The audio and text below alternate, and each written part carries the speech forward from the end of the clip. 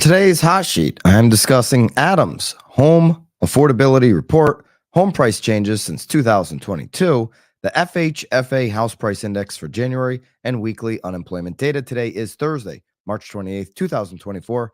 I am Byron Lazine, and the hot sheet starts now.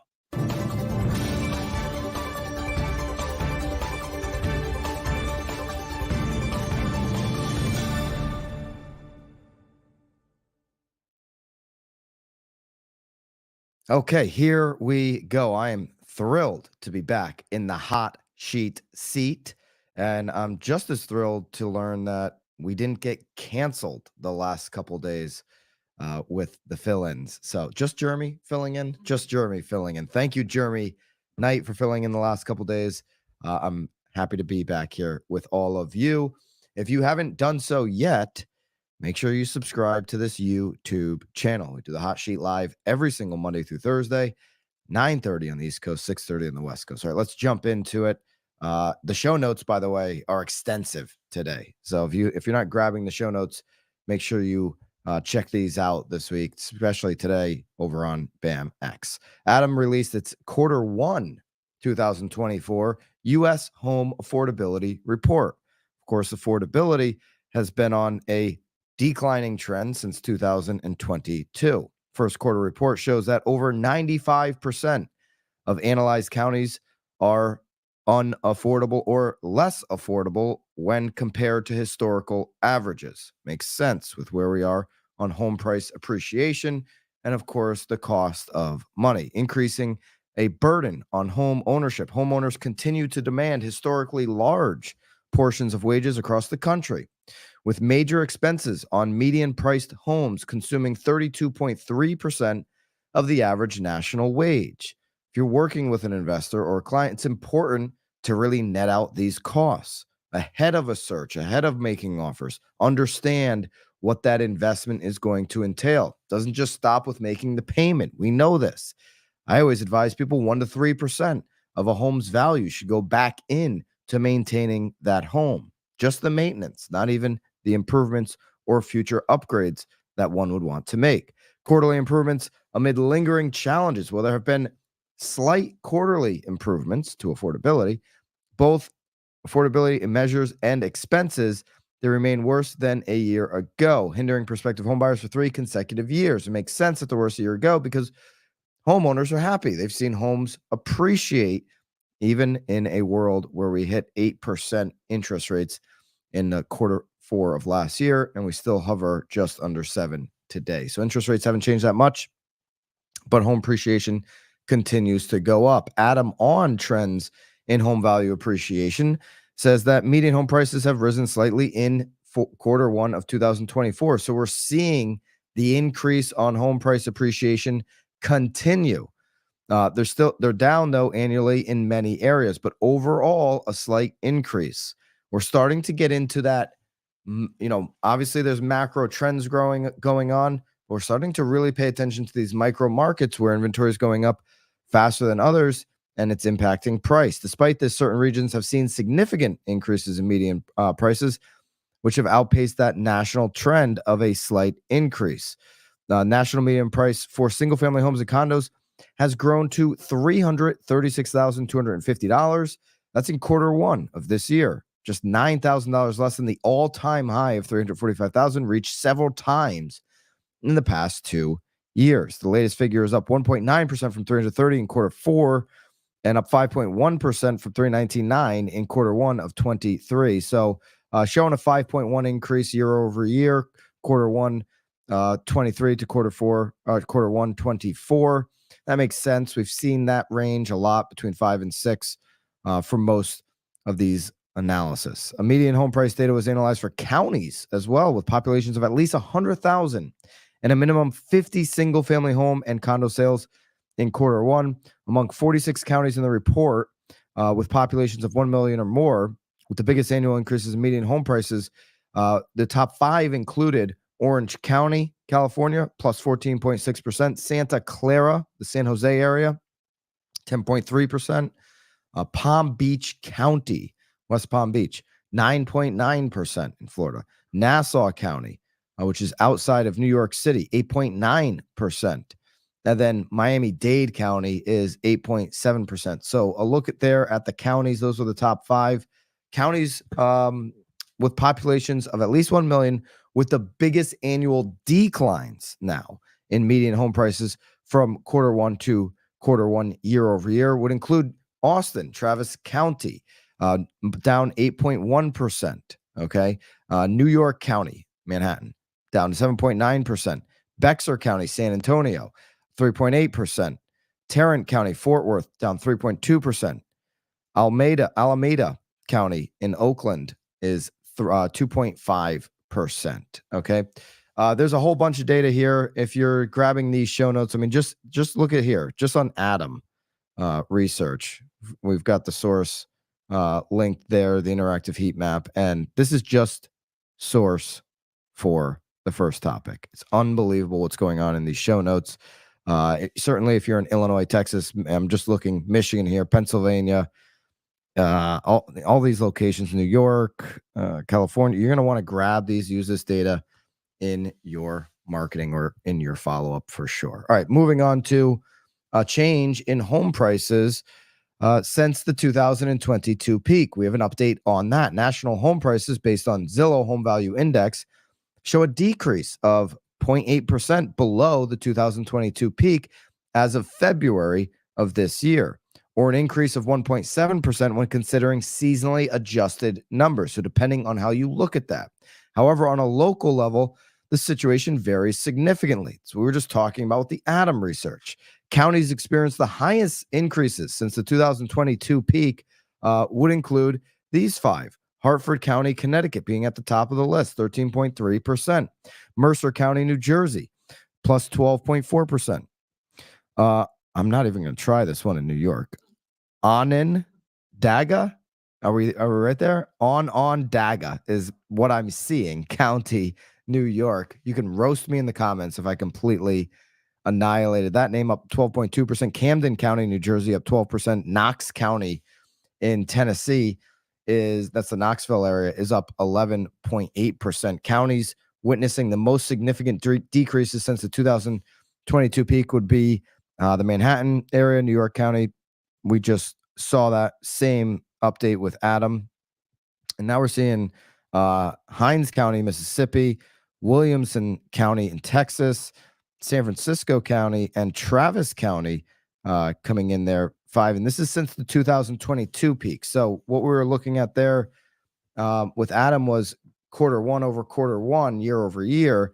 And these are the moves since that 2022 peak. So New York sits at the top of the list. New York City for that measurement, while Austin slides to the 5 spot. Austin had the 1 spot on the list here when we go year over year, and New York City was, New York was 2. Okay, so going from 1 to 2, 1 on the 2022 peak list.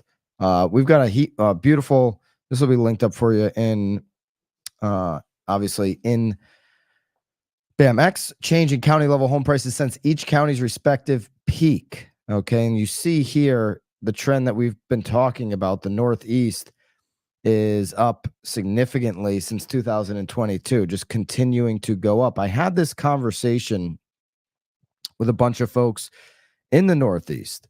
If you look historically, Texas, things might take shape before they take shape in the Northeast and along the eastern seaboard. Texas, Florida, we're now starting to see, look at the west coast of Florida now dropping below that 2022 peak.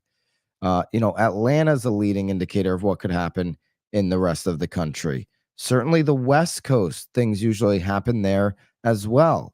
So I was talking to some agents yesterday, and like Massachusetts, Connecticut, Northeast agents, and it's like, we just have no inventory. There's no signs of any inventory. Well, you could have said the same about these markets. I mean, some of these markets, think about Florida, you could have said the same 12 months ago. Absolutely no, there's just nothing in say on the market. So hard to find a property. How many of you in the comments know somebody who's in the last few years moved to Florida and is like, I can't find anything available to buy. Different story today. These markets shift, they move. Don't start to use the terminology that it's always going to be a certain way. As we look at the markets that are shifting sooner now, are shifting before others that are experiencing this shift right now, they're also experiencing changes in pricing. Right. Same here in New Jersey. No inventory, dry. It's insane. Right. It will at some point undoubtedly shift. We've seen this time and time again. So it seems hard to believe when you're in it, when you're in that moment, but know and understand that it will shift, that there will be different kinds of opportunities in that market. If you're in the western coast of Florida right now or in Texas, the opportunities are really getting more listings than you've gotten at any point in the last 3 years. But the folks that take advantage when inventory goes up, the agents that really are in a prime position are the ones that are planting those seeds now and today, right? The worst thing we can do is put a new listing online without making sure we meet everybody surrounding that listing who might be thinking of selling, right? I know that if you're in a low inventory market, getting it on to the market and just press and go and selling it is great, but not exploring every potential buyer and the sellers in those areas is a miscalculation for agents to leverage that opportunity and to make sure that you get the consumer the most price. So a little bit of side rant there, but the change in county level home prices in each county's respective peak to me tells the story in moves of inventory, especially, right? Texas, Florida have seen more inventory than other parts of the country.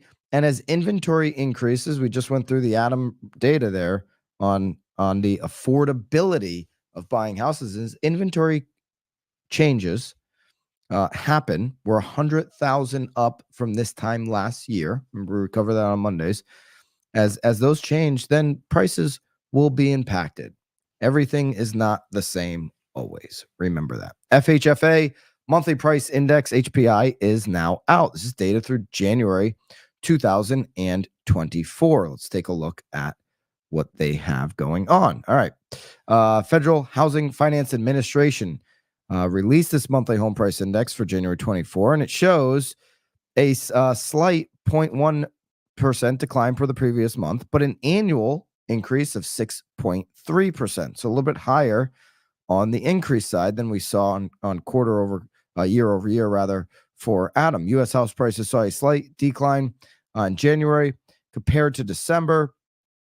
The span of January 23 to January 24 had that 6.3% increase. Regional variations were observed with monthly price changes from minus 0.6% in the South Atlantic Division to plus 1.5% in the West North South Central Division for December 23 to January 24. Despite the monthly decline, all 12-month changes across different census divisions were positive, ranging from 3.8% to 8.7% increases across regions. We have a beautiful table here. This will be all this stuff will be available for you to grab inside of BAMX. And you can see here these regions broken down. Okay, the 1 month change for the Pacific was flat. Mountain down 0.4%. West North Central up 1.5%. West South Central 0. East North Central 0. East South Central down negative 0.2%. New England up 0.6%. Middle Atlantic down 0.4%. South Atlantic down 0.4%. All right, there is your FHFA January update just released. Let's take a look at the weekly unemployment data, which I do need to make sure is open. This was just released today at 8:30 Eastern. For the week ending March 23rd, the advanced figure for seasonally adjusted initial claims was 210,000, a decrease of 2,000 from the previous week's revised level. The previous week's level was revised by 2,000 up from 210. So here we go. Here's the punchline on initial claims. We are riding a flat situation there, which is a very strong job market, continuing to be really strong.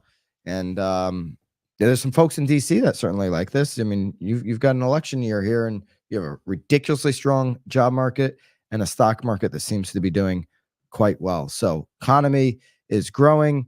We looked at all those GDP numbers recently. GDP is growing, jobs are strong, stock market is doing fairly well, and Jerome Powell still has to get inflation down to 2%. That's the last piece of the puzzle. I did see this week 75% chance that they cut on the next meeting. That would be fantastic. That's in about 40, 45 days. So now pricing in 75% chance that that cut will happen on the next meeting. Obviously, there's a lot of data in terms of inflation that we need to consume between now and then. But I would imagine that, just speaking about DC, can you imagine in an election year that if Jerome Powell says there's going to be 3 cuts, there's going to be a little bit of pressure coming from DC to say, can we get these 3 cuts before November? Can you envision a world where there might be a little bit of added pressure? Now, Jerome Powell, to his credit, says he does not play politics, but maybe a little bit of added pressure will get some of these rate cuts in our corner a little bit sooner than later.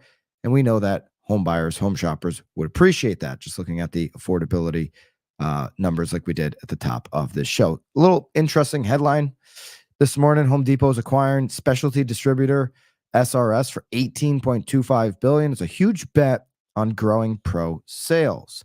Okay, one of two things is true here. Either Home Depot believes, and this is like contractors and all the contractors that you would hire or recommend would be going to a CRS distribution, right? Or some of these local distribution centers in your market. Home Depot's making the bet that they are going to be, the pros are going to be shopping with them in the future, where they wouldn't be paying this $18.25 billion. So Home Depot definitely believes that contractors will be going to them outside of the other local options in the market in the future. And maybe they just believe as well, the second thing that could be true is that there's going to be a lot of home renovations coming in the near future, right? Is there going to be a lot of contractor work on homes coming up? We know that there's a lot of pent-up demand. So just thought that was an interesting headline that I saw here today. We're down below 4.25 on the 10-year. That's decent news. Yesterday we ended at 6.91 on the 30-year fixed.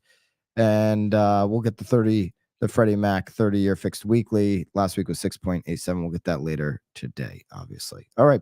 If you haven't done so, use code MADNESS to get 20% off of BAMX. Our show notes are released into BAMX each and every single day. Today's are extensive. Don't wait. Use code MADNESS to get 20% off BAMX. I will see you guys back next week on Hashi, and look tomorrow for a new Knowledge Brokers podcast. Make sure you go over to that YouTube channel at Knowledge Brokers Podcast, or wherever you listen on Apple or Spotify to catch that.